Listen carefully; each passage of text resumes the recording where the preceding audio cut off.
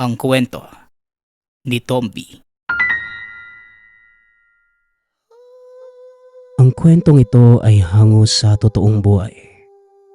Mula ito sa isa nating tagapakinig na itago na lang natin sa pangalang Marian. Taong 1995, probinsya ng Iloilo. Nang mga panahong ito, huminto na sa pag-aaral si Marian. Nagkasakit ang kapatid niya at kinalaunan sumakabilang buhay. Nabaon sa utang ang pamilya, kaya walang mapagpipilian si Marian kundi mamasukan bilang isang kasambahay. Naging isa itong katulong sa pamilyang pinagkakautangan nila. Wala silang pambayad, kaya yung paninilbihan niya ang naging kapalit. At doon na ito nakatira. Matanda na ang mag-asawa na naging amo, kaya hindi na kaya ang gawaing bahay. At isa pa, nag-aasikaso pa ito ng karinderya. May anak ang mag-asawang ito na isang babae ngunit saksakan ng tamad. Samantalang yung apo nila, may malubhang sakit kaya alagain ito. Nang unang araw na pamamasukan ni Marian sa pamilya De Leon, ayos naman ang lahat. Nakapagtrabaho ng walang napapansin. Hanggang sa mabilis na lumipas ang isang buwan. Dito ay may nakita siyang kakaiba. Sila Mang Pedring at Aling Susana lumalabas tuwing gabi.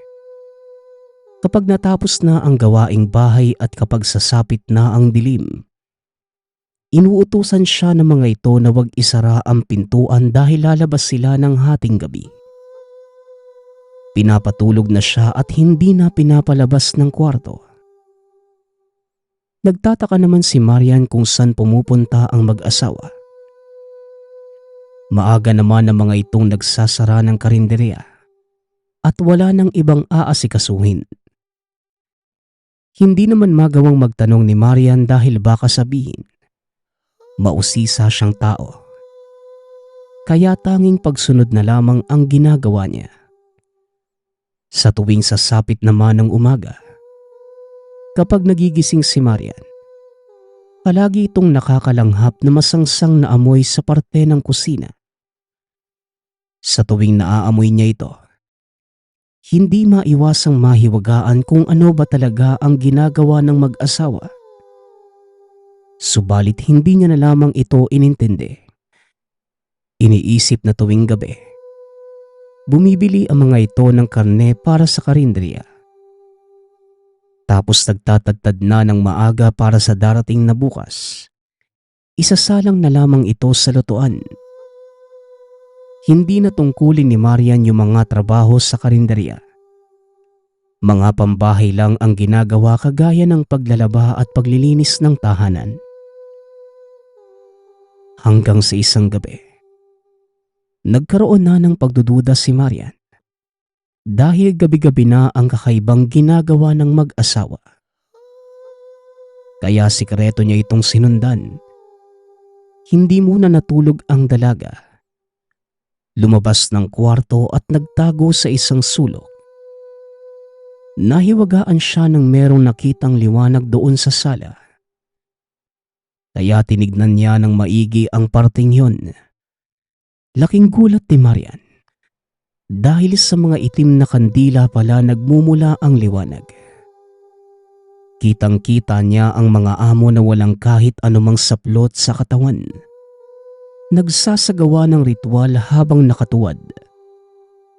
Sa paglipas ng ilang sandali, nasaksihan niyang naging itim ang balat ng mga ito. Hanggang sa nagbago ang pagkatao ng mag-asawa. Sobrang pangit at halos hindi na makilala ang muka. Hindi niya sukat akalain na meron palang tinatago ang kanyang mga amo. Sigurado din siya na pati yung anak nitong si Choneng, isa ring aswang. Kaya dali-dali itong bumalik sa kwarto dahil sa nalaman Nagbalak na ang dalagang tumakas. Ngunit pinilit niya munang huminahon. Mag-isip na magandang hakbang na gagawin. Hindi siya nakatulog ng gabing yun. Hinihintay na lamang na mag-umaga. Kinaumagahan, madaling araw pa lamang. Sinubukan na niyang tumakas. Dala niya ang maliit na maleta. Kaso nga lang nakasara ang gate ng mga sandaling yun. Kaya wala itong mapagpipilian kundi ang umakyat. Ngunit hahawak pa lamang siya sa gate nang merong biglang tumawag sa kanya. Walang iba kundi si Aling Susana, yung babaeng amo niya. Saan ka naman pupunta, iha? Tanong ni Aling Susana. Bigla siyang natulala. Hindi niya alam kung anong ipapaliwanag. Hanggang sa sinabi na ipapagpag lamang ang maleta sa labas sapagkat binabahayan na ng mga ipis.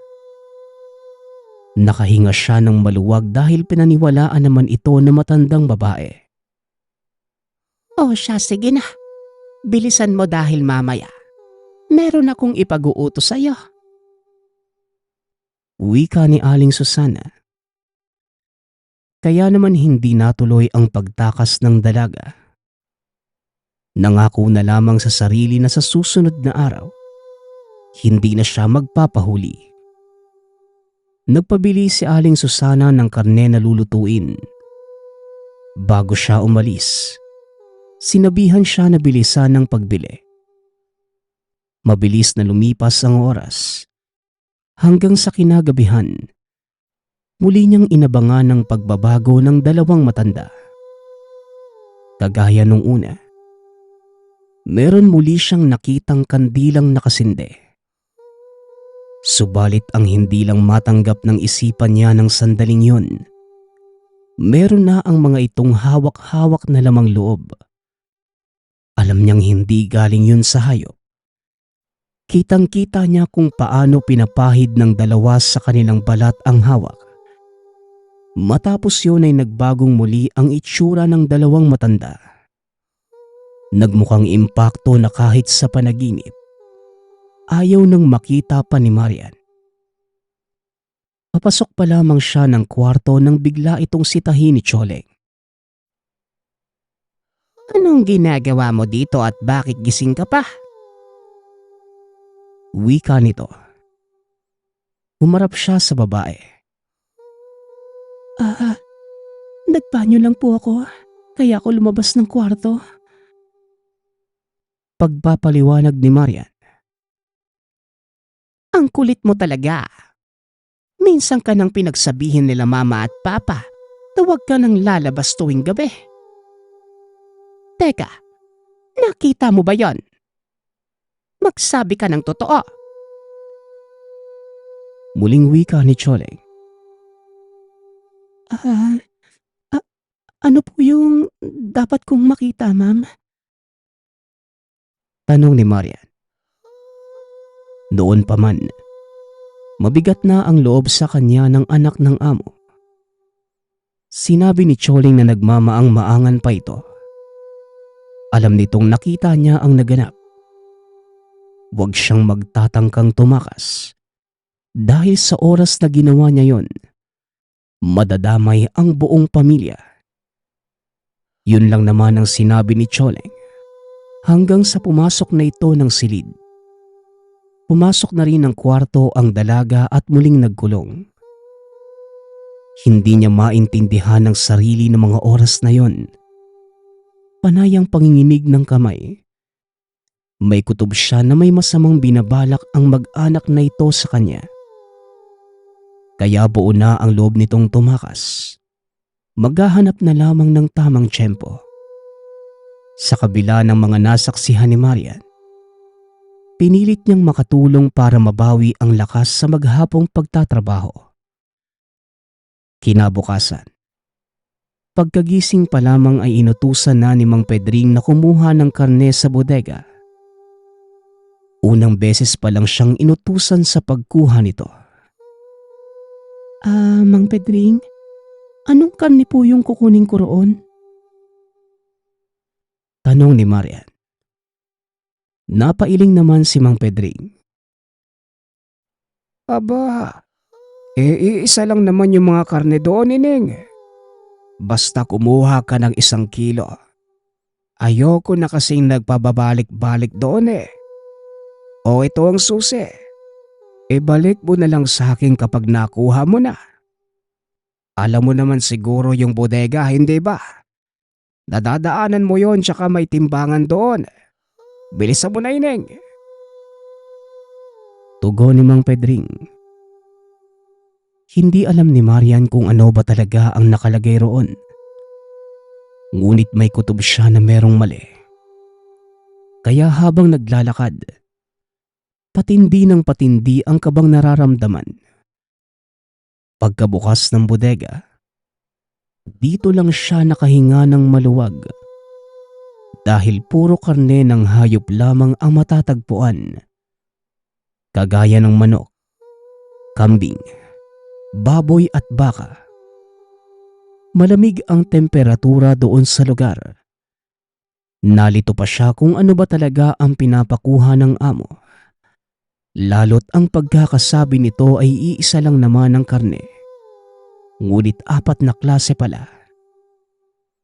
Inisip na lamang ni Marian kung ano yung madalas lutuin ng mag-asawa. Naalala niya na baboy. Kaya ito ang kinuha ni Marian. Pagkabalik kay Mang Pedring, napangisi pa ito habang nagsasabi. Alam mo na siguro yung gagawin mo, Ineng, no? Wika nito hanggang sa inutusan na siyang maglaba. Habang nasa lababo si Mang Pedring at nililinisan ang karne, pasikreto niya itong pinagmasdan. Hanggang sa nakita niya yung nililinisan ng matanda. Yung kulay ng karne ay nagbago at naging balat ng tao. Hindi alam ni Marian kung paano yun nangyari. Ngunit malakas ang hinala niyang naglagay ito ng sabulag. Kaya sa paningin kanina ay ordinaryo lamang. Naniniwala siya dito dahil ito ang madalas ikwento ng yumaong lola. Hanggang sa nagsimula ng maglaba si Marian. Naroon siya kung saan makikita ang bintana ng kwarto ni Chole. Nasisilip niya ang loob nito, pero hindi niya ito makita. Tambak ang labahin sa araw na yon, kaya alam niyang hapon na siya matatapos. Nagpapahinga naman ang dalaga sa oras na makaramdam ng pagod. Siya nga pala. Nakabukod ang pagkain niya sa mag-anak kaya kapag gusto niyang kumain, siya na ang nagluluto para sa sarili. Sumapit ang tanghalian. Kalahati pa lamang ang natatapos ng dalaga. Mabuti na lang. Merong washing machine kung kaya medyo napapabilis ang paglalaba niya. Matapos yon, napagpasyahan ni Maria na magpahinga muna at kumain. Nagluto ito ng itlog at tosino bilang ulam. Ayaw niyang kumuha sa bodega dahil alam niyang di yun pagkain ng isang normal na tao. Kaya't nagtsatsaga na lamang siya sa ganitong klase ng ulam. Sa kanyang pagluluto, bigla naman itong nakalanghap na malansang amoy. Hanggang sa dinala siya ng mga paa sa basurahan. Nawindang ito dahil yung basurahan may nakalagay na parte ng tao.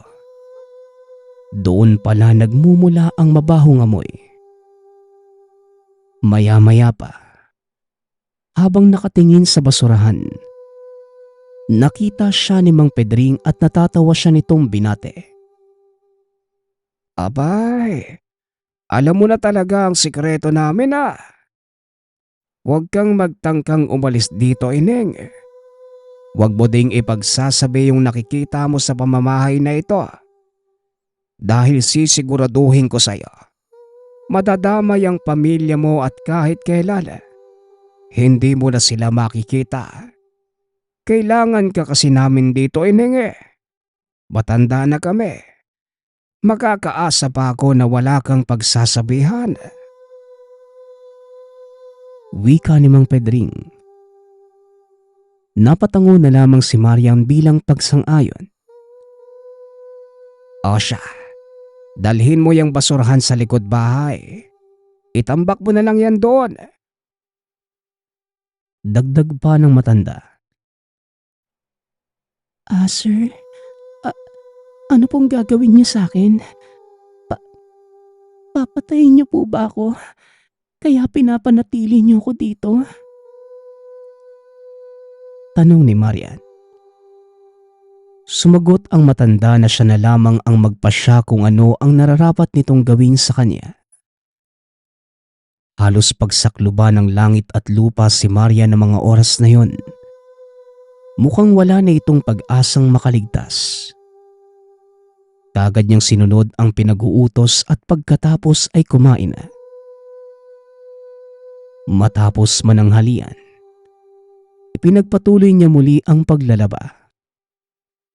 Sumasakit na ang ulo ng mga oras na yon. Iniisip kung papaano siya makakaligtas.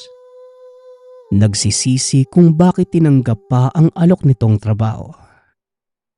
Sa kanyang sarili, dapat pala sa iba na lamang siya na masukan.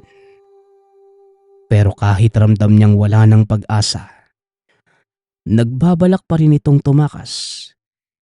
Ililigtas niya ang sarili mula sa banta ng peligro.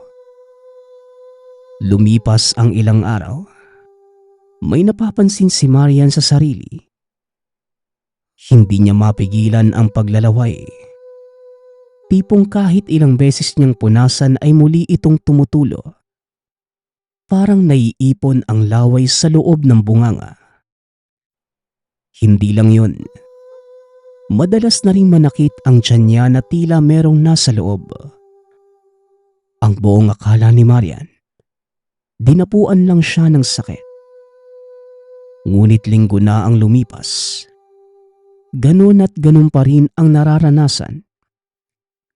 Walang tigil ang pagtulo ng laway at nawawala na rin siya ng ganang kumain ng luto. Tila hinahanap niyang kumain ng hilaw. Kahit nga yung itlog ay kinakain niya ng hindi niluluto. Nagkaroon na ng kutob si Marian sa nangyayari sa kanya. Kaya kagad niyang kinumpronta ang mag-asawa kung anong ginawa ng mga ito sa kanya.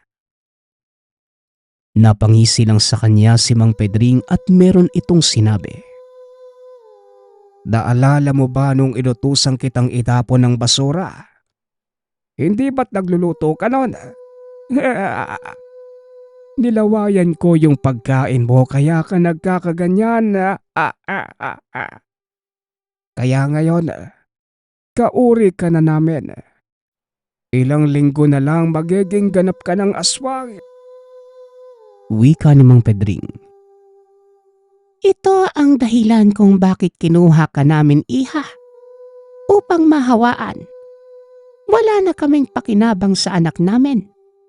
Hindi na siya nakakabiktima dahil sa pag-aalaga ng apo namin. Mahina na rin kami kaya ikaw ang magiging kasangkapan para patuloy na tumakbo ang negosyo namin. Wika ni Aling Susana. Dito kumulo ang ulo ni Marian. Pinagtaasan niya ng boses ang dalawang matanda. Nahayop kayo. Sa kabila ng pagiging ganyan ninyo, tinanggap ko kayo kahit nakakatakot. Akala ko, hindi niyo ako tataluhin dahil naninilbihan ako sa inyo. Pero anong ginawa niyo sa akin?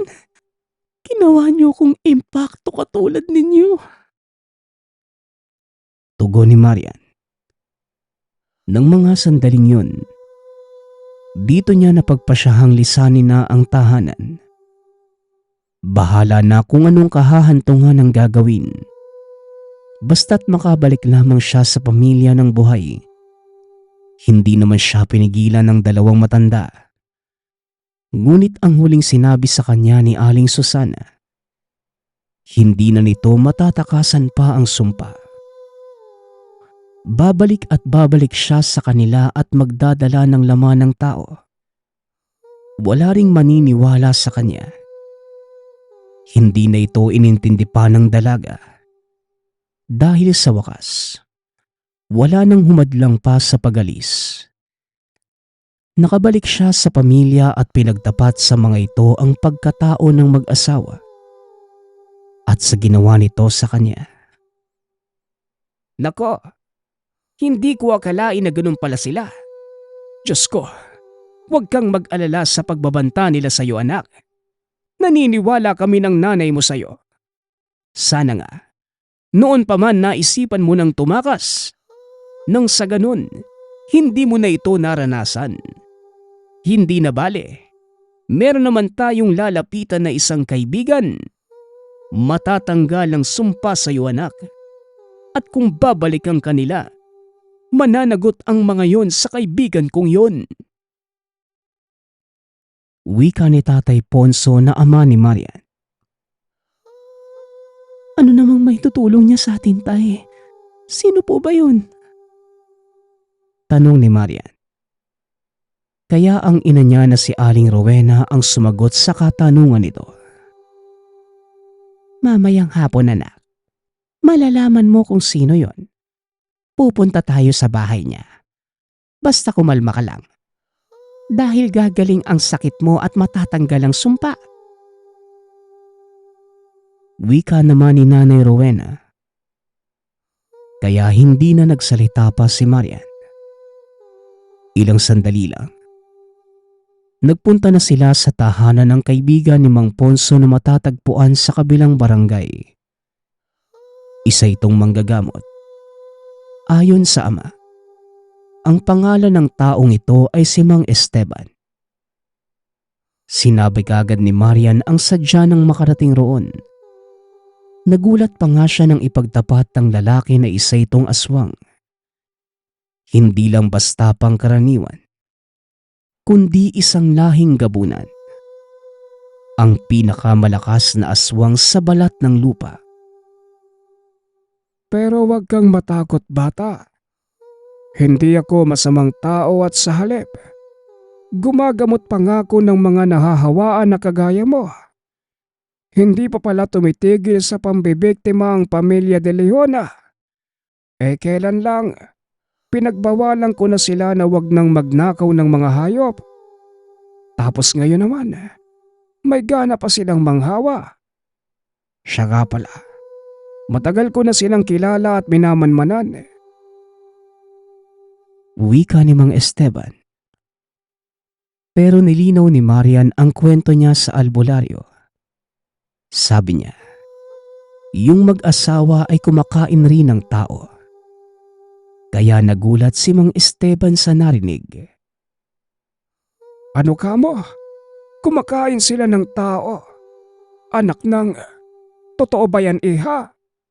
Ang buong akala ko kasi, nagnanakaw lang sila ng hayop. Hindi na dapat pinapalagpas yung mga ganyan. Dapat maturuan na ng leksyon. Muling wika ni Mang Esteban. Opo, Mang Esteban. Kitang-kita ko mismo na tao ang kinakain nila. Minsan, meron din po silang ginagawang ritual. Tugon ni Marian. Kaya nakita niya sa mukha ng manggagamot ang galit. Ilang sandali pa, kagad na siya nitong inasikaso. Nagtimpla ng mga halamang gamot na may kasamang langis na dinasalan. Matapos yon, pinainom ang lahat ng ito kay Marian. Ininom naman yon ng dalaga ng walang pag-aalinlangan. Sa ngayon, iha, wala ka pang mararamdaman sa katawan mo. Pero bukas, tiisin mo lang. Huwag kang mag-alala. Magiging sulit naman ang pagtitiis mo. May lalabas ng katawan mo ang sumpa. Siya nga pala, Mare at pare. Pwede bang dumito muna si Marian? Dahil hindi siya lulubayan ng mag-asawa kung wala siya sa poder ko. Malaki ang takot sa akin ng mag-asawang yon. Kaya alam kong hindi sila susugod dito. Kung pumunta man, balas nila dahil may kalalagyan sila. Alam nila ang kakayanan ko at dapat silang matakot. Wika ni Mang Esteban. Pumayag naman ang mga magulang ni Maria na manatili muna sa poder ng manggagamot. Pero bago umuwi si Tatay Ponso at Aling Rowena, binigyan sila ni Mang Esteban ng proteksyon. Nang sa ganon, hindi sila gambalain ng mag-asawa. Nakahinga ng maluwag si Marian dahil kahit wala siya sa tahanan, alam niyang ligtas ang mga magulang. Naging mabait naman sa kanya si Mang Esteban. Pinakain siya nito ng masarap at alam niyang malinis dahil mabuting tao ang manggagamot. Sa pagpatak ng gabi, walang lumusob sa kanila. Subalit si Mang Esteban na mismo ang gumawa ng paraan para lubayan na siya ng mga ito. Pinapapasok siya ng manggagamot sa naging kwarto. Ngunit umiral na naman ang pagiging mapang-usisa niya. At nang gabing yon, lihim na pinagmasda ni Marian ang pagbabago ni Mang Esteban. Halos masiraan siya ng ulo sa nakita. Higit palang mas nakakatakot ang gabunan kumpara sa pangkaraniwang aswang. May hahalintulad ito sa demonyo. Nakita niya kung paano ito lumabas ng bahay sa pamamagitan lamang ng paglundag sa bintana. Ilang oras ang tinagal ni Mang Esteban at pagkabalik nito, nasa normal ng itsura. Kaya nga lang, wala na itong pang-itaas na kasuotan at yung katawan ay merong konting kalmot. Tinawag siya ng manggagamot at narinig niya rito ang balita tungkol sa mag-asawa. Patay na ang mag-asawa, Ineng. Tinapos ko na sila para wala nang mabiktima. Mabuti na lang, walang yanggaw yung mga niluluto nila sa karinderya. Pangnegosyo lang talaga ang ginagawa nila, pero sa maling paraan. Dahil laman ng tao ang nakasahog sa mga pagkain. Ibig sabihin lang, nakakain ng mga mamimili ng kauri nila ng walang kamalay-malay. Siya ka pala, papatayin ko rin sana ang anak na si Choleng. Pero nagmakaawa sa akin, alang-alang sa anak na may sakit. Walang mag-aalaga sa bata sa oras na mawala siya. Kaya hinayaan ko mabuhay pero ang kapalit nito, lilisanin nila ang lugar. At sa mga oras na ito, siguradong papaalis na ang mag-inang yon. Wika ni Mang Esteban. Maraming salamat po sa inyo, Mang Esteban. Kung wala po kayo, baka iisa-isahin na kami ng mag-asawa. Siya nga po pala, saan niyo po nilagay yung bangkay nila? Tanong ni Marian. Nawala na rin sa wakas ang takot niya sa albularyo. Ibinaon ko sa lupa, anak. Kaya bukas, pwede ka nang umuwi sa inyo. Wala nang manggugulo sa'yo, saka bayad na yung utang ninyo sa mag-anak na yon. Humanap ka na lang ng ibang mapapasukan at siguraduhin mong hindi aswang, ha. Pabirong wika ni Mang Esteban. Tumango na lamang ang dalaga. Ramdam niya ang kasiyahan sa sarili na mga sandaling yun. Para sa kanya, ganun pala ang pakiramdam ng ligtas sa kapahamakan. Doon na nagpalipas ng gabi si Marian. Hanggang sa pagsapit ng umaga, umuwi na siya ng tahanan. Kaso nga lang, nakaramdam ito ng pananakit ng tiyan at halos mawala ng malay. Kalaunan, naisukal niya ang lahat ng itim na likido. Isinahod naman ito ng ina sa balde. Marami yung kaya talagang nanghina ang dalaga.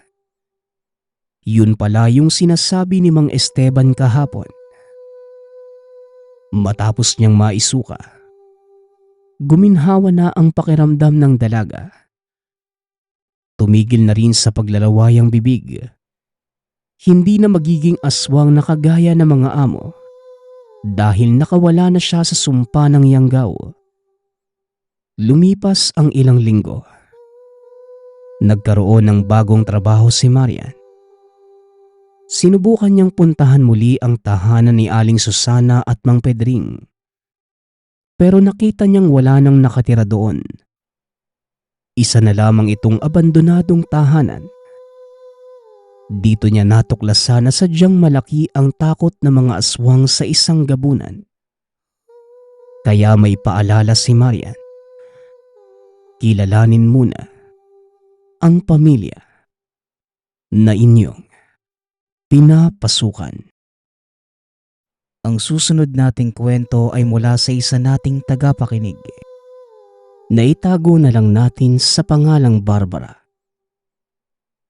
Taong 1947. Probinsya ng Masbate. Matagal nang naninirahan sa barangay Santo Domingo ang pamilya ni Barbara. Kaya halos lahat ng naroon sa lugar ay kakilala nila. Maliit lamang ang barangay. Kung may bagong lipat man ay siguradong magiging laman ng usapan. Bukod doon, kilala ang pamilya nila dahil ang lolo ni Barbara ay isang maimpluwensyang tao sa lugar. Bukod sa pagiging kapitan ng barangay, halos lahat ng politiko sa kabilang baryo ay kaibigan nito. Kaya naman madali ang pagsolusyon sa anumang uri ng problemang barangay. Tawagin na lang natin siya sa pangalang Kapitan Segundo. Sa isang malaking tahanan, nagsasama-sama ang buong pamilya ni Kapitan Segundo. Kabilang ang pamilya ni Barbara na may 4 na miyembro. 3 silang magkakapatid. Siya ang panganay at may sumunod na 2 lalaki. Ang ama naman niya na si Pablo ay isa sa mga anak ni Kapitan Segundo. Sa katunayan, si Pablo lamang ang nag-iisang anak na pinatira ng ama sa sariling pamamahay. Lahat ng anak nito ay may sari-sariling buhay na sa lungsod ng Maynila. Samantalang ang ina naman na si Veronica, nasa Maynila din at nagtatrabaho bilang isang serbidora sa isang kainan. Sa edad na 18, palagi nang tumutulong si Barbara sa gawaing barangay. Ito na rin ang tumatayong sekretarya sa kadahilanang ang nasa posisyon. Kinailangang magpahinga dahil sa karamdaman sa puso. Hindi naman tumutol si Kapitan Segundo sa ginagawa ng apo. Sa katunayan, pinagmamalaki pa nga ito dahil sa angking abilidad. Dagdag pa ng matanda. Pangarap din ng lolo na sumunod ang apo sa mga yapak sa larangan ng politika. Si Barbara ay likas na masiyahin. Kaya naman ito ang nagiging susi niya sa madaling pakikitungo sa mga tao. Madalas ding magbahay-bahay para konsultahin ang bawat pamilya. Dahil maliit lamang ang barangay, madali lang naman ito para sa dalaga. Ito ang naging buhay ni Barbara sa loob ng 5 taon. Sa ika-24 na kaarawan ni Barbara, naging abala ang lahat sa barangay at napagpasyahan ni Kapitan Segundo na ipagdiwang ito sa magarbong paraan. Dahil sa buong buhay ni Barbara, ni hindi ito nakaranas ng handaan. Bukod sa walang-wala sila sa buhay, hindi din namang gusto ni Barbara ang anumang kaganapan sa kaarawan. 3:00 ng hapon. Nakahanda na ang lahat at sinimulan na ni Kapitan Segundo ang selebrasyon sa pamamagitan ng pagbati sa apo. Sa kalagitnaan ng kainan, may isang lalaking pumasok sa pasukan ng tahanan. Matangkad, maputi, may maamong muka, may maayos na pananamit at gwapo kung ituring ng mga tao. Dahil sa lalaking yon, naagaw ang atensyon ng lahat ng kumakain, maging si Barbara ay napatitig din. Nilapitan naman ito ni Kapitan Segundo. Masayang inanyayahan na sumabay na sa salo-salo. Napansin ni Barbara na nagalak ang lolo sa presensya ng lalaki. Kaya naman hindi na muna siya lumapit para makapag-usap ng maayos ang dalawa. Ilang minuto pa. Pumagitna na si Kapitan Segundo at pinalapit ang lalaki. Magandang araw sa inyong lahat. Masaya kong ipinapakilala ang bago nating magiging kabarangay. Siya nga pala si Padre Marcos. Galing sa kabilang probinsya at nagpasya na dito muna manirahan. Pero lilinawin ko lang sa inyo, hindi siya naparito para magsilbi sa simbahan, kundi maging simpleng mamamayan lang katulad natin. Wika ni Kapitan Segundo. Pumalakpak ang lahat at binigyan ng masayang pagbati ang padre. Habang si Barbara naman, nanahimik sa isang gilid at nagtataka kung bakit tinawag na padre ang lalaki, samantalang napakabata pa nito. Kung hindi siya nagkakamali, halos magkasing edad lamang sila at isa pa. Bakit hindi ito magsisilbi sa simbahan kung talagang isang padre? Lahat ng yon naging palaisipan kay Barbara. Ngunit isinantabi na lamang ito dahil sa malaki ang respeto at tiwala niya sa lolo. 10:00 ng gabi. Tapos na ang selebrasyon at wala nang bisitang natira sa tahanan. Habang naglilinis ng kwarto si Barbara, natanaw niya sa ibaba ang lolo at si Padre Marcos. Nag-uusap ang dalawa. Pagkatapos ay nakita niyang tumuloy ang lalaki sa kaharap na bakanting tahanan. Ang tirahan na yon ay pag-aari pa ng lolo. Walang tumutuloy sa kadahilanang pinatayo ito para sa pag-uwi ng mga anak galing Maynila. Ngunit pinagkibit balikat na lamang ito ni Barbara. Natulog din kagad ang dalaga. Kinaumagahan, habang nag-aalmusal ang pamilya ay nagwika si Kapitan Segundo. Apo, Barbara, dalhin mo nga itong isang mangkok kay Padre Marcos. Baka hindi pa yun nag-aalmusal eh. Utos ni Kapitan Segundo. Matapos makapag-almusal at mag-ayos ni Barbara, pumunta na ito sa tinutuluyan ng padre. Kumatok ito ng isang beses at kagad naman siyang pinagbuksan. Iniabot ang ulam at matapos ang kaunting kamustahan, nagpaalam na ang dalaga. Kagaya ng nakagawian, ang maghapong yun ay ginugol ni Barbara sa pagtatrabaho sa barangay.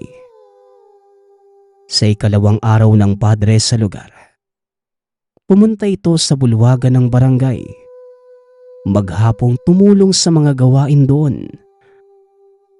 Pagsapit ng 5:00 ng hapon, nagpaalam na si Padre Marcos na mauuna na itong umuwi. 7:00 ng gabi. Habang naglalakad pa uwi ay nadaanan ni Barbara ang tinutuluyan ni Padre.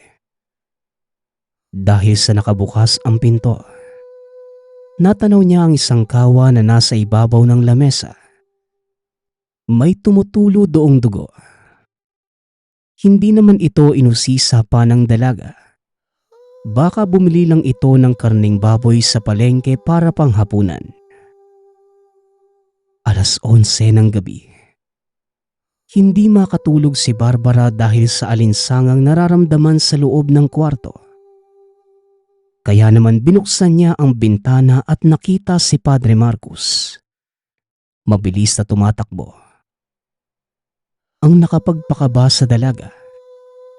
Nakita nitong tumatakbo ang padre ng nakapatiwarek at dahil doon, kiniskis pa ni Barbara ang mga mata sa pag-aakalang namamalikmata lamang.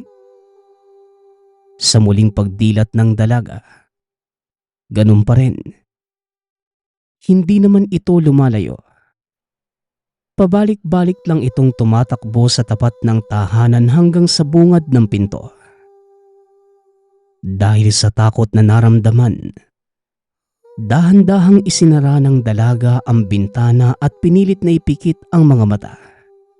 Sa kabila ng maalinsangang panahon, halos 2 oras pa bago ito tuluyang nakatulog. Kinabukasan, habang naglalakad papuntang bulwagan ay nakita ni Barbara ang 2 babae. Dumalaw sa tahanan ng padre. Parehas nakasuot ng sayang kulay kayumanggi. Nakilala niya ang mga ito. Mga kaibigan niyang si Maya at Rosa. May daladalang iba't ibang klase ng gulay at binigay sa padre. Nakwento naman ng 2 kaibigan ang pagnanais nilang madalaw si Padre Marcos. Kaya naman hinayaan na ito ng dalaga. Pinagmasdan niya din ang padre ngunit wala namang kakaiba. Pero hindi pa din mawala sa isipan ng dalaga ang nakitang itsura ng padre kagabi. Matapos magmasid, dumiretso na ng lakad si Barbara papuntang bulwagan. Maghapon muling nagtrabaho. 8:00 na ng gabi nang makauwi si Barbara dahil gabundok na papel ang inasikaso sa maghapon. Habang naglalakad, nakasalubong niya ang padre na may dalang nakapaikot na dahon ng saging. Binati pa niya ito. Tumango at ngumiti naman ang padre sa kanya. Pinagmasdan niyang maigi ang dala ng padre.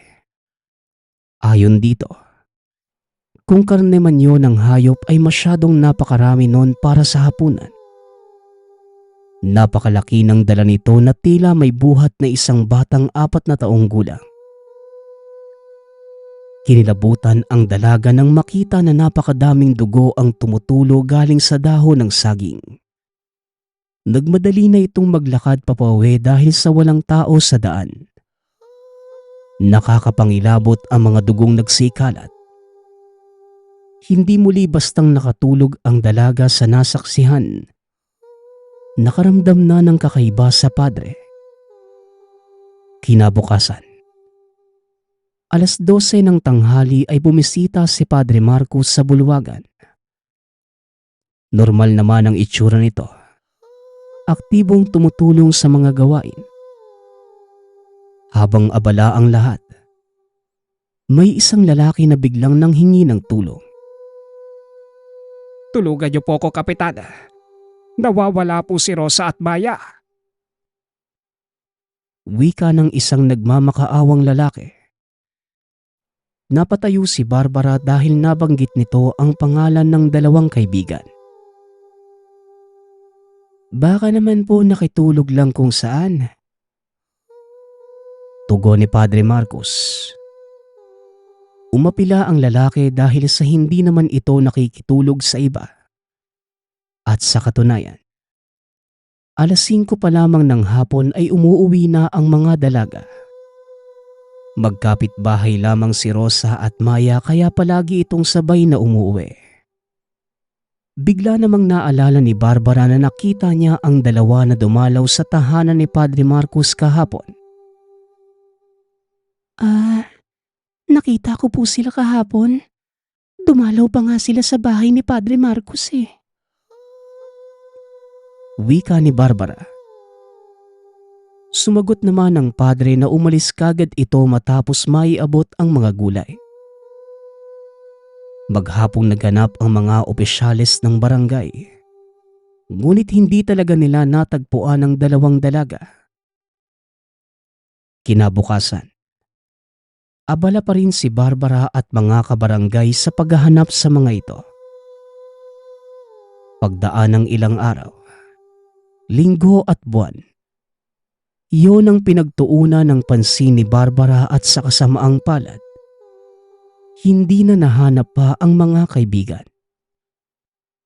Hanggang sa sumapit ang isang araw, alauna ng hapon. Dahil sa pangungulila sa mga kaibigan, napagpasyahan ng dalaga na pumunta sa isang manghuhula na si Tandang Milya. Pagkarating sa tahanan ng matanda, may nakapagsabing isang kapitbahay na matagal nang naninirahan sa ibang lugar ang manghuhula. Natanong pa nito ang pakay ng dalaga. Mariing sinabi ang totoong rason.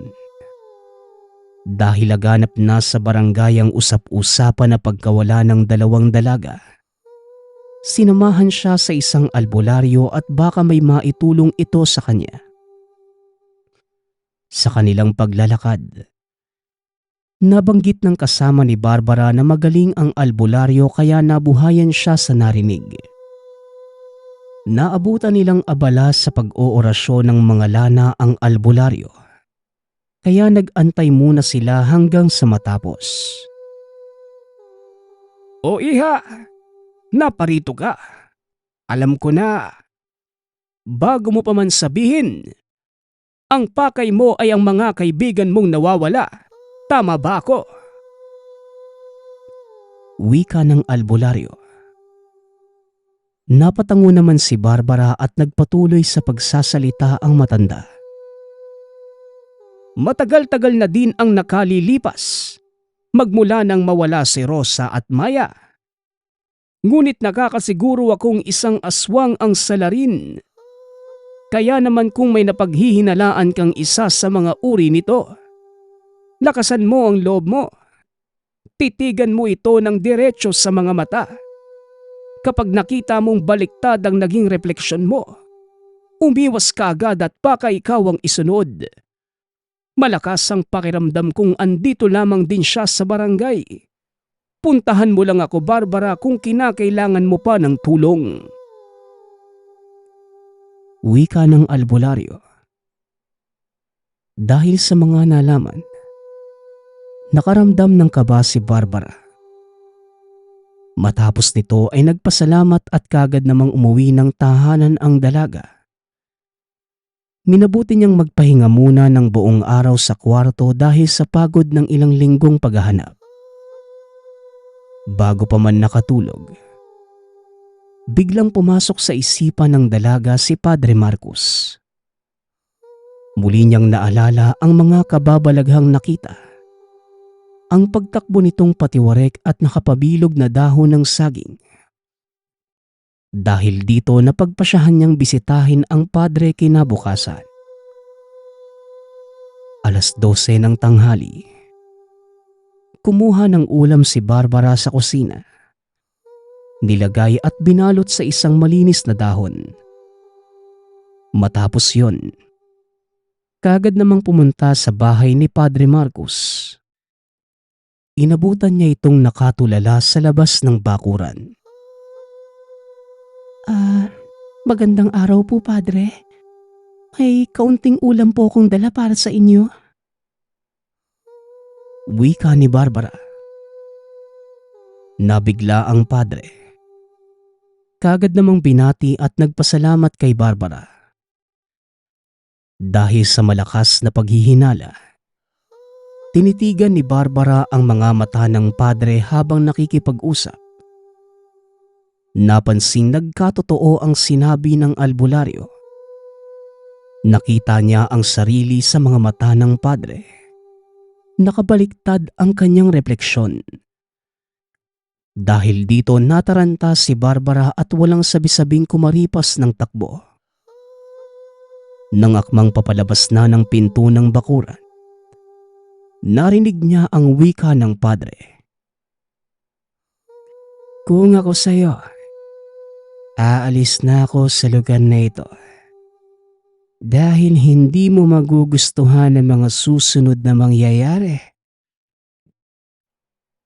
Banta ni Padre Marcos. Dahil sa narinig, mas lalong binilisan ni Barbara ang takbo. Maghapon siyang hindi lumabas ng kwarto dahil sa sobrang takot. Kinabukasan, magulo man ang isipan ay tuluyan ng nilisan ni Barbara ang lugar. Tutol man si Kapitan Segundo Ngunit wala ding nagawa dahil sa nakita nitong desidido ang dalaga. Dahil sa takot kung anumang lagim na dala ng padre, hindi na nasabi pa ni Barbara sa lolo ang patungkol dito. Ang tanging naging rason na lamang ay gusto niyang makaranas ng ibang trabaho. Buong tapang na pinuntahan ni Barbara ang ina sa Maynila para doon muna manirahan. Makailang ulit din siyang tinanong sa kung ano ang dahilan ng pag-alis. At kagaya na naging rason sa lolo, gusto niyang makaranas naman ng ibang trabaho. Hindi naman muling nangulit pa ang ina. At sa halip, tinulungan na lamang ang anak na makapasok bilang serbidora sa pinapasukan. Yun na ang naging bagong buhay ni Barbara. Wala nang iba pang nabalitaan sa baryo. Bukod sa kusang umalis na ang padre, 1 buwan lamang ang makalipas pumunta sa Maynila. Naging malaking palaisipan din sa kanya kung ano nga ba talaga ang tunay na katauhan ng padre at kung may kinalaman ba talaga ito sa pagkawala ng 2 kaibigan. Ang huli nating kwento ay mula sa isa nating tagapakinig. Naitago na lang natin sa pangalang Dante. Taong 1986. Probinsya ng Samar. Bata pa lamang, kilala na si Dante sa pagiging palakaibigan. Kaya naman nang mag-15, halos kaibigan na niya ang lahat sa kanilang barangay. 6:00 pa lamang ng umaga, umaalis na ng tahanan at hindi naman pinipigilan ng ama na si Mang Pedro. Dahil sa pagpatak ng 7:00 ng umaga, umaalis din ito para makapaghanap ng trabaho kung saan-saan. Si Mang Pedro lamang ang solong bumubuhay kay Dante. Dating kusinero ang asawa sa isang malaking kainan. At pagkatapos ng 5 buwan, umuwi ang ina ni Dante na nagdadalang tao. Dahil sa hindi ito matanggap ni Mang Pedro, nagpasya ang dalawa na maghiwalay na lamang. Paminsan-minsan tumutulong si Mang Pedro sa paggapas, pagkukopra at pagkakargador. O kaya naman kahit anong pangangailangan ng mga tao sa kanilang barangay. Dahil sa masyadong abala si Mang Pedro, nagagawa ni Dante ang lahat ng gustong gawin. Walang maninita sa kanya sapagkat gabi na din kung umuwi ang ama.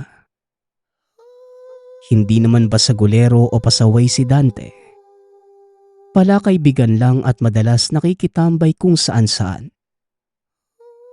Palagi namang nagiiwan ng makakain ng ama sa tahanan. Nasa sa kanya na kung kailan siya kakain.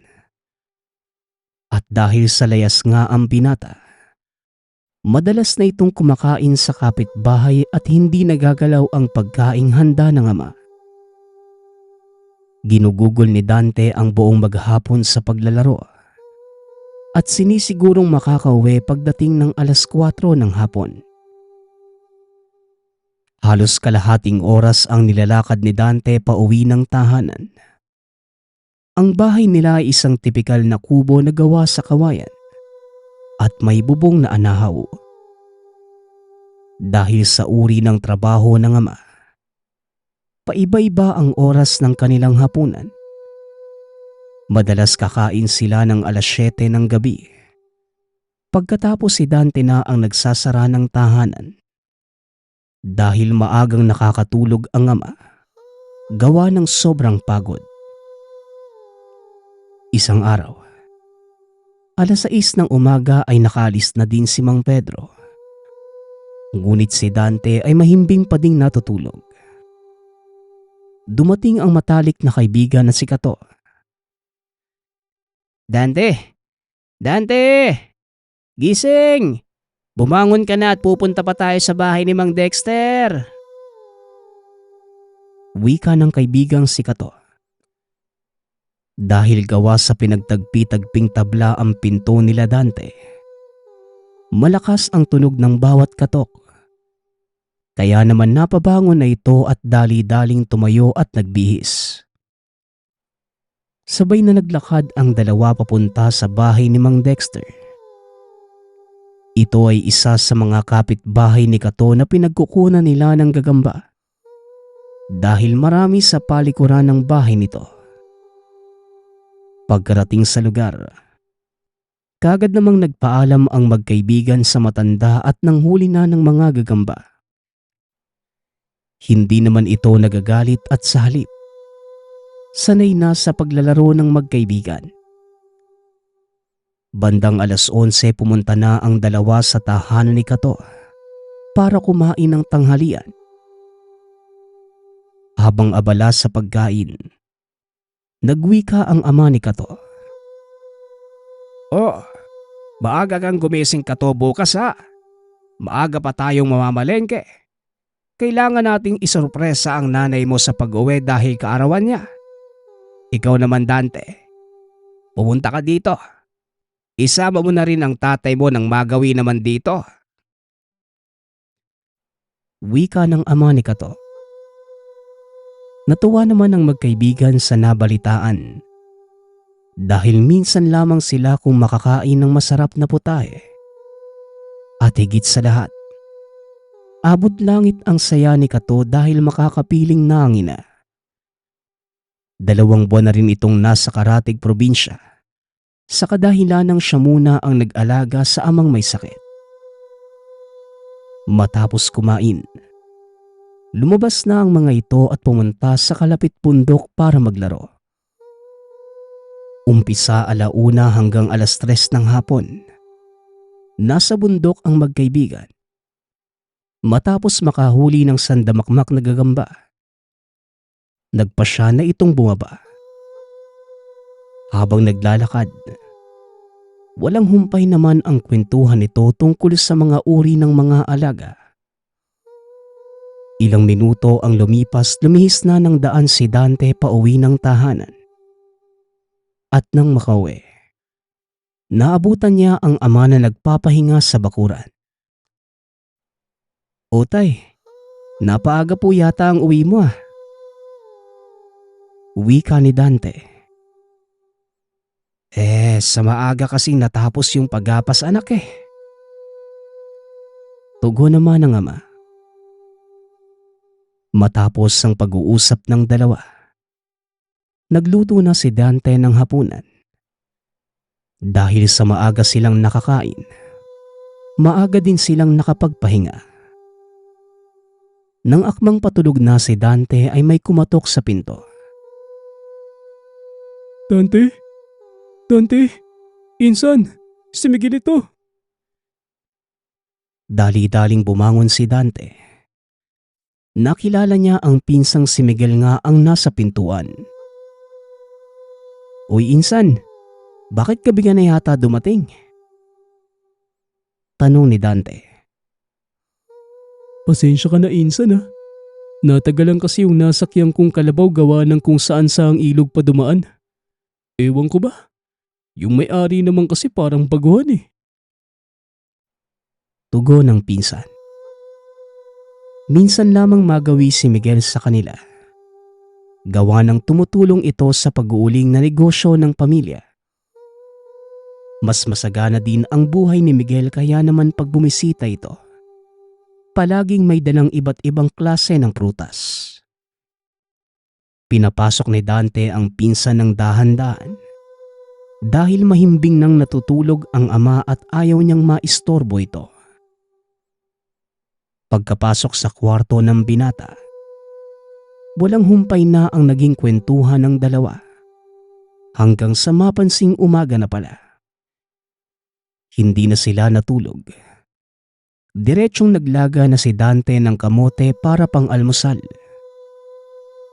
Nang magising si Mang Pedro, kinamusta niya si Miguel at nagalak sa pagbisita ng pamangkin. Matapos ang almusal, nauna nang umalis si Mang Pedro dahil aakyat pa ito ng bundok para makikopra. Samantalang naghahanda naman ang magpinsan sa pagpunta sa karawan ng ina ni Kato. 8:00 pa lamang ng umaga. Nagsimula ng maglakad ang magpinsan papunta sa bahay ni Kato. At nang makarating, kagad namang pinakilala ni Dante ang pinsang si Miguel. Madaling nagkasundo ang tatlo kaya hindi na ito tumulong pa sa pagluluto. Bagkus naglaro na lamang sila sa bakuran. Pagsapit ng 12:00 ng tanghali, pumasok na sa loob ang tatlo dahil dumating na ang ina ni Kato. Nakakauwi pa lamang galing Karatig probinsya. Hindi naman nabigo ang ama ni Kato sa pagsorpresa sa ina.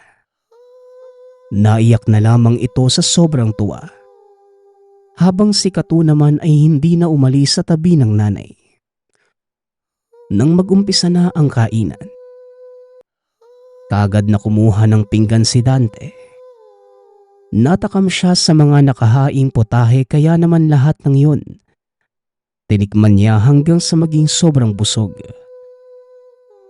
Habang si Miguel naman, paunti-unti lamang ang pagkuha. Bukod sa palagi siyang nakakakain ng ganitong putahe, maselan din ito pagdating sa pagkain. Matapos makakain ay nagpaalam namang kagad ang magpinsan sa pamilya ni Kato. Hindi na din sila naihatid pa ng kaibigan dahil hindi na siya umalis sa tabi ng ina. Habang naglalakad, napansin ng magpinsan na may salo-salo rin sa bahay ni Mang Dexter. At nang nakita sila, kagad din silang niyayang pumasok sa loob. Hindi naman sila tumanggi dahil sa probinsya. Isang uri ng respeto sa mga tao doon ang pagkain sa tuwing aanyayahan. Kahit busog na si Dante ay pilit pa rin niyang dinagdagan ng laman ng tiyan. Habang si Miguel naman, hindi na talaga napilit pang kumain at ayon sa pinsan. Hindi na niya talaga kayang kumain na ang gagamiting pinggan ay dahon ng saging. Nirespeto naman ito ni Dante, kaya siya na lamang ang kumain. Matapos yun, nagpasalamat ang dalawa at nag-umpisa ng maglakad pauwi. Madali namang nakauwi ang dalawa nang hindi napapansin dahil sa matagal nilang pagkwekwentuhan. Wala namang kakaibang nangyari ng buong maghapon na yon. 7:00 ng gabi, dumating na si Mang Pedro na may dalang hapunan. Sabay-sabay na silang kumain. Matapos yon ay tumambay muna ang mag-ama sa bakuran. Habang si Miguel naman, nagpaalam na mahihiga na muna sa kwarto. 2 oras ang naging pag-uusap ng mag-ama. Napansin ni Dante na hindi lumalabas ang pinsang kaya minabuti niyang puntahan ito. "Ano insan? Ayos ka lang ba dyan?" tanong ni Dante. Dante, may gamot ba kayo? Sobrang sakit kasi ng tiyan ko eh. Tsaka nilalamig din ako. Tugon ni Miguel. Tumakbo si Dante papuntang bakuran para humingi ng dahong herbal sa ama. Pinakuluan ni Mang Pedro ang herbal na gamot na ipapainom kay Miguel. At nang tuluyang lumamig, diretso itong pinainom sa binata. Mga ilang minuto lang ay nakaramdam na ito ng ginhawa at tinuloy na ang pagtulog. Makalipas ang 1 oras, natulog na din ang mag-ama at hindi na sumakit muli ang tiyan ng pinsan. Kinabukasan, 5:00 pa lamang ng umaga ay gising na si Dante. Sa kadahilan ng inaalalayan niya si Miguel sa pag-ihi. Ayon dito, sobra siyang nangihina at hindi niya kakayaning tumayo ng mag-isa. Dahil sa kalagayan ng pinsan, hindi na muna pumasok ng trabaho si Mang Pedro para maayos na maalagaan si Miguel Sa maghapong yun, palagi lamang nakahiga si Miguel at walang patid ang paglalaway. Patuloy pa din itong pinapainom ni Mang Pedro ng mga herbal na gamot. Kinagabihan, habang nagsisibak ng kahoy si Dante, narinig ng binata ang sigaw ni Miguel kaya dali-dali siyang tumakbo sa kwarto. Nakita niya ang ama na hinihilot ang tiyan ng pinsan.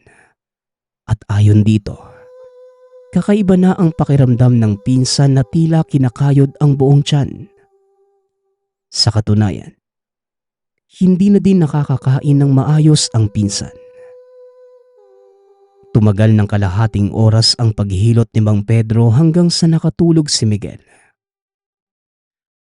Kinabukasan, maagang umalis ang mag-ama kasama si Miguel. Gamit ang hiniram na kalabaw ay dahan-dahang isinakay ang pinsan. Si Mang Pedro ang nasa unahan na nagmamando, habang si Miguel naman ang nasa gitna na inaalalayan ni Dante sa likod. Dahan-dahan lang sa paglalakad ng kalabaw si Mang Dante hanggang sa makarating sa isang ilog. Ibinaba ni Dante si Miguel na patuloy pa din sa paglalaway. Matapos malinisan ng kaunti, kagad na itong ibinalik ni Dante sa kinauupuan. At dahil malapit na sila sa tahanan ni Miguel, makalipas lamang ang 15 minuto ay nakarating na sila sa lugar. Pagkarating sa tahanan, namahinga muna si Miguel sa bakuran dahil hindi na nito kinaya ang pakiramdam. Lumabas naman ng tahanan ang ama ni Miguel. Nabigla sa nakita kaya naman. Matapos ni Danteng magmano ay agaran niyang nilahad sa tiyuhin ang buong pangyayari. Dahil sa mga nalaman, may pinatawag itong isang manggagamot. Panay pa din sa paglabas ng napakalapot na laway si Miguel. Hanggang sa dumating na ang manggagamot, hinawakan kagad ang pinsan. Ayon sa albularyo, nayanggaw ito sa isang dinaluhang kainan at mabuti na lang, kaya pa itong gamutin. Dahil saglit pa lamang nang mangyari ang pangyayanggaw, at hanggat hindi pa nakakakain ng laman ng tao ang biktima. Gamit ang baging ng makabuhay, pinagpapalo ito sa buong katawan ni Miguel habang may isinasagawang pag-uusal. Makailang minuto pa ay may lumabas na itim na ibon sa bunganga ng binata na siyang kinagulat ni Dante. Matapos ang panggagamot ay nawala ng malay si Miguel. Halos 1 oras ang lumipas ay nagising na ang binata na tila walang nangyari. Masigla ng muli ang nayanggaw na si Miguel. Pagkatapos makitang nasa magandang kalagayan na ang pinsan, nagpaalam na ang mag-ama na mauuna na muna dahil sa madami pang gawaing bahay ang tatapusin. Natapos ang araw na yon, na walang ibang ginawa ang mag-ama sa pag-iisip kung sino ang yumanggaw kay Miguel sa lugar. Kinabukasan, habang naghahakot si Dante ng mga kahoy sa bakuran, lumapit sa kanya si Mang Dexter at walang ano-ano'y bigla itong nagsabing, Mabuti kumain ka sa handaan ko, anak. Kamusta na ba ang pinsan mo? tanong ni Mang Dexter. Natigilan si Dante sapagkat iniisip niya kung ano ang sinasabi ng matanda at bakit kinakamusta nito si Miguel. Magtatanong pa lang sana ang binata, diretso na itong naglakad paalis. Sinundan ito ni Dante at pilit na tinatanong kung anong ibig sabihin ng matanda. Ngunit hindi ito tumutugon. Hanggang sa inaraw-araw niya ang pangungulit at makalipas lamang ang 1 linggo. Sinabi ng matanda na ang inihain niyang mga pagkain ay may orasyong kontra yanggaw. Dahil sa matagal na niyang alam na ang ama ni Kato Isa itong aswang. Swerte na nga lang ni Dante at nakakain ito ng pangontra. Nang malaman yon ng binata, kagad itong binalita sa ama at magmula noon, nakikipaglaro pa si Dante kay Kato. Ngunit iniiwasan na nitong makakain ng kung anumang galing dito. Habang si Miguel naman, hindi na muli pang bumalik sa lugar sa kadahilan ng mahigpit na itong pinagbawalan ng ama. Kaya naman paminsan-minsan, si Dante na lang mismo ang bumibisita sa pinsan. Hanggang sa isang araw, nabalitaan ni Dante ang paglipat ng tahanan ng pamilya ni Miguel sa lola nitong taga Mindanao. Magpasa hanggang ngayon, hindi na muli pang nakita ni Dante si Miguel. Samantala, ilang taon na ang nakalilipas ngunit nananatiling sariwa pa rin sa isipan ni Dante ang nakakapangilabot na sinapit ng pinsang si Miguel. Nagpapasalamat nga pala ako sa nagpadala ng ating kwento. Nawa ay nagustuhan niyo ang inyong napakinggan. Ang opinyon ko lamang sa kwentong ito. Kilalanin muna nating mabuti ang ating mga kaibigan. Alamin ang buo nitong pagkatao, maging ang lahi niyang pinagmulan. Muli, nagpapasalamat ako sa lahat ng sumusuporta sa ating channel. Hanggang sa muling pakikinig. Paalam.